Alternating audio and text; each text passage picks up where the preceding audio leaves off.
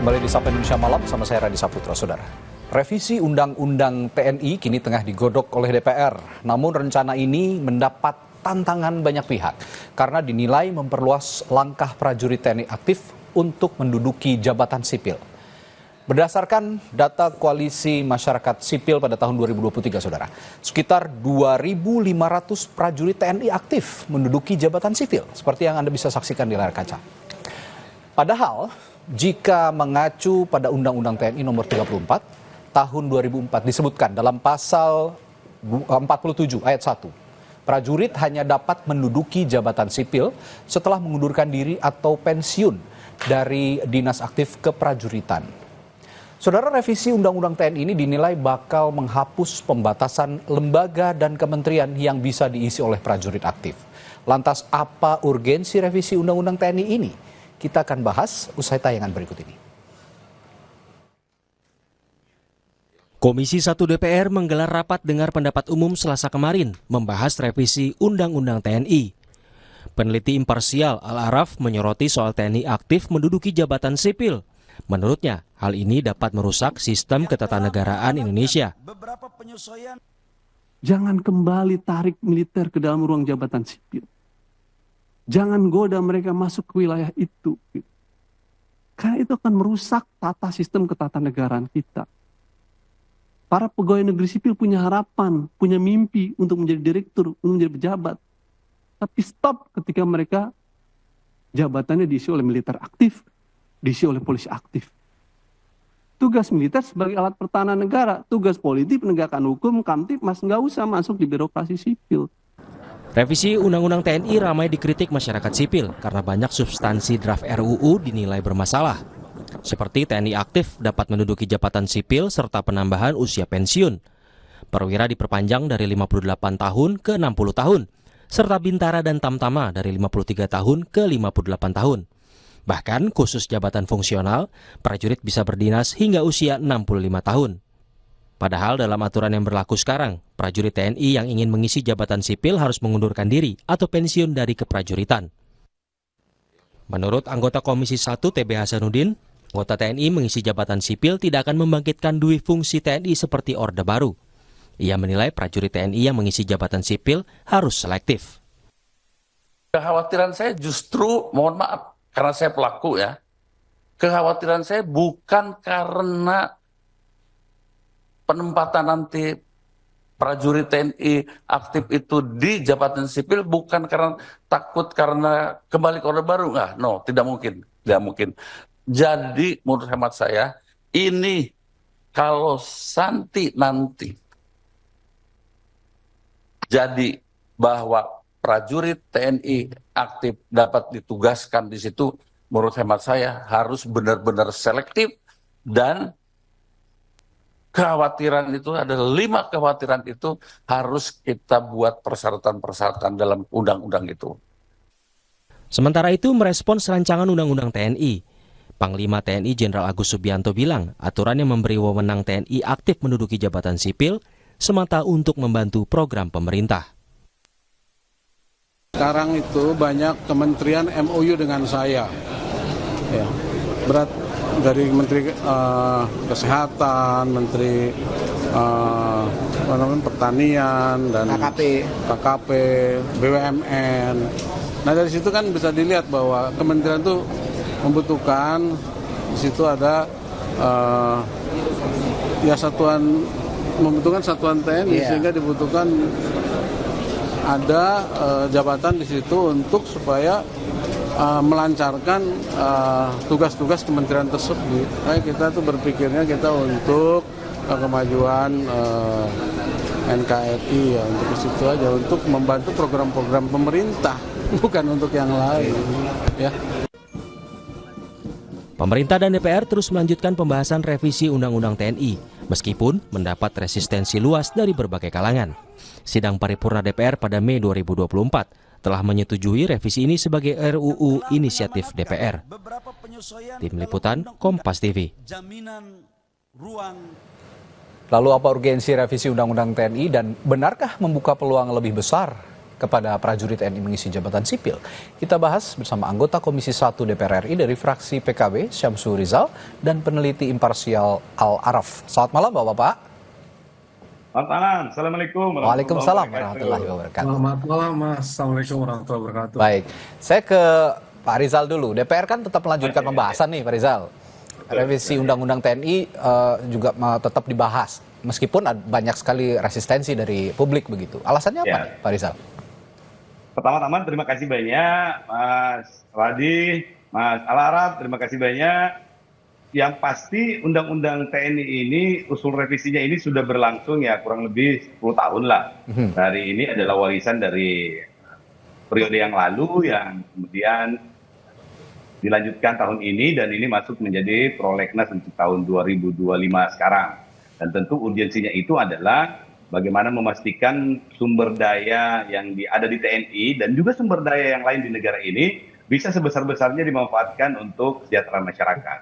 Nah, terlepas dari proses itulah kemudian ada beberapa pasal yang mungkin menimbulkan interpretasi yang berbeda dari berbagai pihak. Dan ini yang mau dipertemukan. Sehingga seperti saya juga saat ini lagi di Makassar, lagi ngobrol-ngobrol dengan teman-teman Fik Ornob, lagi ngobrol-ngobrol dengan teman-teman polisi, tentara, dan beberapa pihak termasuk BIN tadi siang untuk mencoba menyerap perspektif seperti apa sih sebenarnya yang tanda kutip ditakuti oleh pekerja demokrasi, oleh kalangan sipil, dan apa yang diharapkan oleh TNI itu, yang semuanya ini kemudian kami akan diskusikan baik-baik, dan insya Allah nanti akan kita bahas betul yang mana yang sebesar-besarnya untuk kemakmuran atau untuk kesejahteraan rakyat. Karena visinya juga kurang lebih sama-sama kita ingin supaya ada percepatan-percepatan dengan kondisi yang begitu dinamis saat ini. Kita harus terbuka terhadap berbagai macam peluang dan sumber daya yang dimiliki oleh bangsa ini. Karena Pak Presiden Prabowo juga sudah berkomitmen untuk menggunakan sebesar-besarnya sumber daya yang dimiliki oleh bangsa ini untuk bisa melompat jauh ke depan untuk menyambut Indonesia Emas 2045. Dan semangat inilah yang kemudian mendasari kita untuk menerima revisi ini, kemudian dijadikan sebagai hak inisiatif DPR, dan sedapat mungkin kita juga ingin memberikan banyak catatan-catatan, sehingga pada kesempatan yang kemarin itu Mas Al-Araf juga bersama dengan teman-teman dari Imparsial, dari Setara, dan dari berbagai kelembagaan lainnya itu memberikan masukannya. Kami sampaikan penghargaan dan terima kasih banyak, dan insya Allah akan kami ramu dan akan kami lanjutkan juga dengan diskusi-diskusi publik. Intinya adalah legal draft yang ada sekarang ini bukan hal yang tabu untuk mendapatkan perbaikan-perbaikan. Tentu dengan berorientasi pada masukan-masukan yang orientasinya sekali lagi itu adalah untuk mempercepat kesejahteraan masyarakat. Yang saya pahami juga demikian memang. Tadi juga senada dengan pernyataan Panglima TNI Jenderal Agus Subianto begitu ya, bahwa ini sebenarnya pelibatan TNI dalam program-program pemerintah sangat penting untuk akselerasi program-program pemerintah. Tapi pertanyaan saya begini, apakah kalau bukan TNI program-program itu tidak akan berjalan dengan baik, Pak Rizal? Saya pikir TNI itu merupakan satu entitas negara, entitas pemerintahan yang memiliki keunikan sendiri. Saya pernah menjadi wakil wali kota di Makassar, dan beberapa kali kita bekerja sama dengan institusi TNI. Pengerukan laut, pengerukan sedimen kanal, kemudian Kantipmas, bahkan kita minta bantuan, minta pendampingan, dan seterusnya.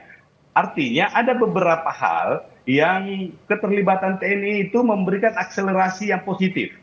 Tentu takarannya ini yang kita mau cari, yang mana yang paling pas. Jangan semuanya boleh, karena memang kewenangan utamanya bukan di situ. Tetapi kita ingin supaya kelebihan yang dimiliki oleh institusi TNI itu juga bisa dimanfaatkan dengan baik. Bukan cuma oleh pemerintah, oleh masyarakat, kemudian juga oleh institusi lain, oleh kementerian, oleh polisi, oleh siapa saja yang bisa memanfaatkan secara positif. Kira-kira filosofinya di situ, Mas. Kalau gitu saya ke Bung Araf. Bung Araf, kalau mendengarkan penjelasan Pak Rizal tadi, tidak semua tugas juga diberikan ke TNI. Nah, dengan penjelasan ini apakah Anda masih menutup pintu rapat-rapat untuk TNI berada di dalam pemerintahan, atau ada perspektif lain jika mendengarkan penjelasan tadi? Ya, memang pada dasarnya pembentukan militer di negara manapun, termasuk di Indonesia dalam TNI, adalah memiliki fungsi sebagai alat pertahanan negara. Jadi militer direkrut, dilatih, dan dididik sebagai alat pertahanan negara untuk menghadapi kemungkinan perang. Itu sebagai raison d'être-nya militer. Karena itu Undang-Undang TNI 34 2004 ketika dibentuk adalah untuk memastikan agar TNI menjadi profesional.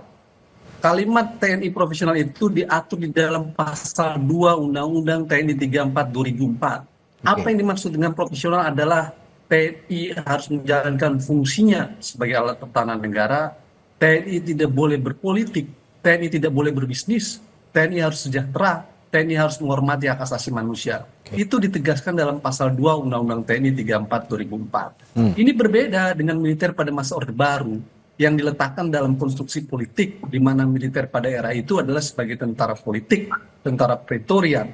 Tetapi sejak Undang-Undang TNI 34 2004, misi dan keinginan membangun TNI bukan lagi tentara politik, tapi adalah tentara yang profesional.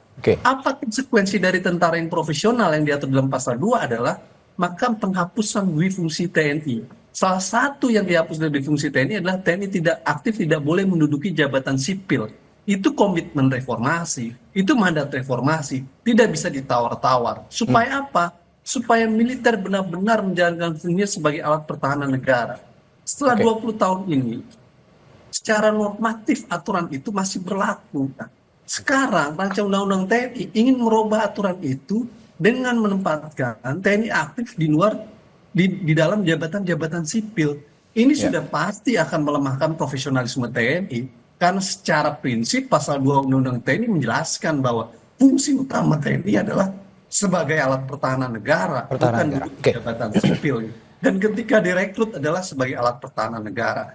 Jika dan kalau mereka mau masuk ke dalam jabatan sipil, maka mereka harus pensiun dini dulu. Itu diatur di dalam pasal 47 Undang-Undang TNI 34 2004. Karena itu DPR dan pemerintah tidak perlu pusing untuk menambah jabatan-jabatan sipil lain, kan secara tegas Undang-Undang TNI sudah membolehkan. Ya kalau mau masuk jabatan sipil, pensiun dini dulu. Kalau Anda masih aktif, berarti Anda mengembalikan dui fungsi TNI.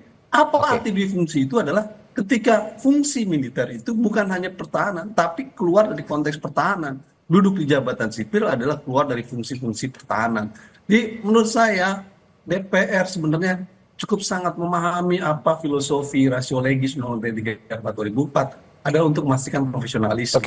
Apa yang terjadi sekarang, RUU TNI itu akan membuka ruang mundurnya profesionalisme karena mendorong jabatan sipil. Belum lagi dampak lanjutan ke birokrasi sipil kalau kemudian itu masuk. Itu Mas. Ini kan sebenarnya ada contoh juga ya yang real begitu saat ini di pemerintahan saat ini. Saya contohkan salah satu saja, ada Letnan Kolonel Infantri Teddy Indrawijaya. Ini menduduki jabatan sebagai sekretaris kabinet begitu. Nah, Anda melihat Bung Araf, kedudukan Letkol Teddy ini sekarang sudah berpangkat Letkol, sudah naik pangkat nih. Bagaimana Anda melihat apakah Anda juga mengatakan bahwa ini akan mengganggu birokrasi begitu. Anda melihat dispute-nya di mana? Kedudukan misalnya saja ya, kita mencontohkan Letnan Kolonel Teddy ini. Ya, pengangkatan Mayor Teddy jelas melanggar Undang-Undang TNI 34 2004. Karena sekretaris kabinet tidak masuk di dalam kementerian ataupun badan yang diperbolehkan oleh Undang-Undang TNI 34 2004. Karena pada waktu itu sekretaris kabinet adalah terpisah dari sekretaris militer dan terpisah dari sekretaris negara. Tapi kemudian dibuat akal-akalan karena yang masuk di Undang-Undang TNI adalah sekretaris militer, ditaruhlah di bawah sekretaris militer, sekretaris kabinet tadi itu. Tapi secara prinsip itu tetap melanggar Undang-Undang TNI 34 2004 karena seharusnya mereka harus pensiun dini terlebih dahulu dan itu tidak termasuk dalam Undang-Undang TNI 34 2004. Dipaksakan, diakali, ditaruh di bawah sekretaris militer melalui keputusan presiden. Nah menurut saya ini secara prinsip jelas satu tindakan kontrol sipil subjektif tuh. Pengangkatan Mayor Teddy sesungguhnya bentuk politisasi terhadap TNI itu. Dengan melakukan upaya memaksakan di sekretaris kabinet. Itu poin pertama Mas. Poin kedua, ini akan berdampak buruk dong terhadap internal organisasi TNI. Mas bayangkan mereka yang operasi di Papua, mereka yang operasi perdamaian di luar negeri, bertahun-tahun, berjenjang karir dari mayor, letkol, kolonel sampai jenderal. Kenapa mereka yang tidak dipilih sebagai sekretaris kabinet? Padahal jabatan sekretaris kabinet itu jabatan level mungkin setara jenderal 1 atau jenderal bintang 2. Tapi harus Mayor Teddy, seorang mayor yang harusnya masih harus mengabdi di internal TNI. Jadi dalam konteks pengangkatan itu ada dampak terhadap organisasi. Karena dalam TNI itu ada jenjang kepangkatan. Seharusnya pemimpin sipil tidak boleh melakukan kontrol sipil subjektif. Yang harus dilakukan adalah kontrol sipil objektif. Ini Oke, terjadi saya ke Pak Rizal lagi. Pak Rizal, ini tadi Iya, kan ini iya. hanya salah satu contoh saja ya, Letnan Kolonel Infanteri Betul, ya. TNI ini. Tapi kata Bung Araf tadi, ya ini salah satu bentuk politisasi dari TNI. Apakah ini yang dimaksud juga kurang selektifnya memilih posisi TNI dalam jabatan sipil? Betul. Jadi apa yang disampaikan oleh Bung Araf tadi, termasuk juga pengangkatan kepala Bulog dan Ya, mungkin kepala juga Bulog. jabatan yang lain yang tidak terlalu populer, termasuk di BUMN itu adalah bagian dari konsekuensi logis yang diterima, yang mesti kita terima bahwa ada kebutuhan-kebutuhan organisasi yang ternyata oleh Bapak Presiden itu menganggap bahwa bisa diselesaikan kebutuhan itu oleh person di TNI. Yang kemudian Pak Presiden mengeluarkan peraturan Presiden yang mampu memberikan jalan. Jadi ini dalam sudut pandang tertentu boleh disebut sebagai akal-akalan, tetapi dalam kebutuhan organisasi mungkin saja ada aturan-aturan tertentu yang kemudian itu digunakan untuk melegitimasi atau mencarikan jalan yang secara konstitusional itu bisa dimengerti. Kan ada kebutuhan-kebutuhan, ada crash program yang mesti kita capai. Nah dalam proses percepatan-percepatan itu ada hal yang seperti yang menjadi tren kemarin di Undang-Undang Cipta Kerja, misalnya di Omnibus Law itu, ada percepatan-percepatan yang kita inginkan. Kita sudah tidak bisa lagi melaksanakan aturan-aturan itu seperti yang sekarang ini, tetapi kita ingin supaya reformasi aturan-aturan itu ada percepatan-percepatan yang mampu mengakomodasi perkembangan-perkembangan aktual yang demikian dinamis. Oke. Sehingga kita ingin supaya aturan-aturan kita itu bisa fleksibel untuk mengakomodasi berbagai kepentingan-kepentingan aktual. Ini kita butuh untuk lakukan percepatan-percepatan untuk mengantisipasi perkembangan dinamis di luar. Baik.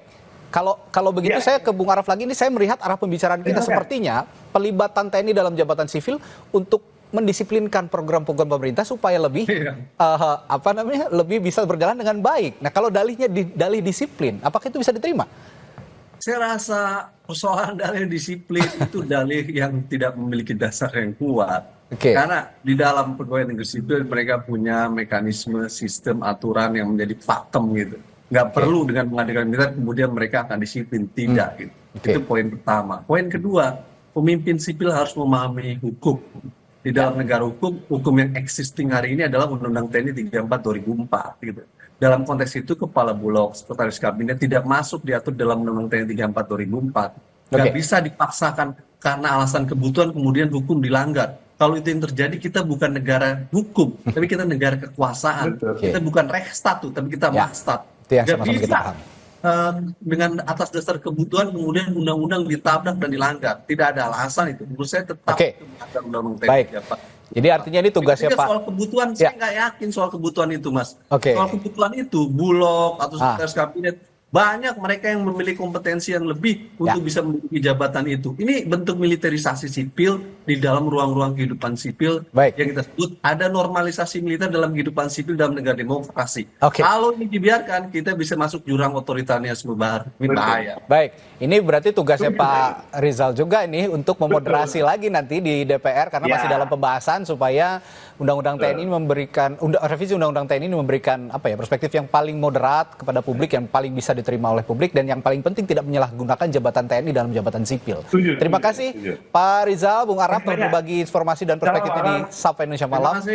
Sampai jumpa lagi. Saudara, setelah jeda di Sapa Indonesia Malam, ada berita soal mantan Menteri Perdagangan Thomas Trikasi Lembong yang mengajukan nota keberatan atau eksepsi atas dakwaan jaksa dalam sidang kasus dugaan korupsi impor gula. Kami punya informasi ini setelah jeda sesaat lagi.